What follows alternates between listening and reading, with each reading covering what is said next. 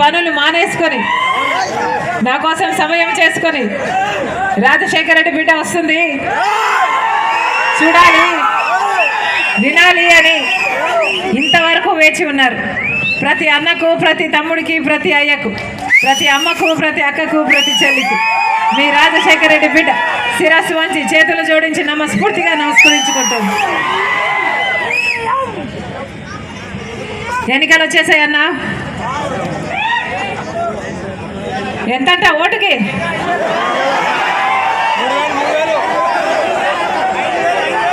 5 3 5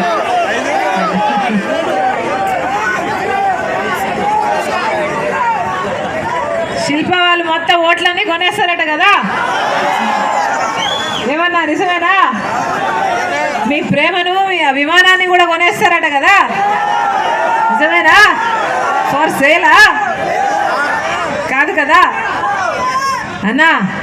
ఎవరు డబ్బులు ఇచ్చినా తీసుకోండి, మీ డబ్బులే కదా, మీ డబ్బులే కదా, ప్రజల డబ్బులే కదా. ల్యాండ్ మాఫియాలు, శాండ్ మాఫియాలు, వైన్ మాఫియాలు, మైను మాఫియాలు ఎన్ని చేయటం లేదు, మీ డబ్బులే తీసుకోండి, తప్పులేదు. కానీ ఓటు వేసేటప్పుడు మాత్రం ఒక్కసారి మీ మనస్సాక్షి మాట వినండి. మీ ఆలోచన ఎవరికి చెప్తే వారికి ఓటేయండి. మంచి వాళ్ళకు ఓట్లు వేయకపోతే ఏం జరిగిందో గత 5 సంవత్సరాలుగా చూశారు కదన్నా.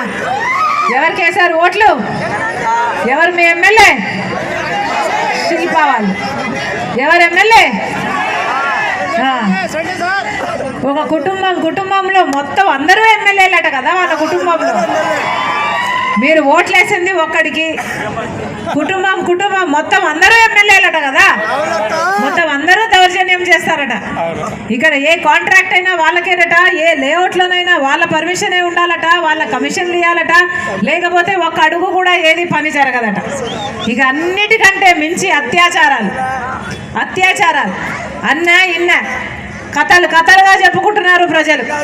ఒక కానిస్టేబుల్ని, సురేందర్ అనే కానిస్టేబుల్ని చంపేశారట కదా, నిజమేనా? సురేందర్ అనే కానిస్టేబుల్ని చంపేశారు. ఎవరు పట్టించుకున్నారు? న్యాయం జరిగిందా? ఒక కానిస్టేబుల్ని చంపేస్తేనే న్యాయం జరగలేదు అంటే ఇక సామాన్యునికి ఏమి న్యాయం జరుగుతుందన్నా? కానిస్టేబుల్ని చంపింది ఎవరు? శిల్ప వాళ్ళ అనుచరులు.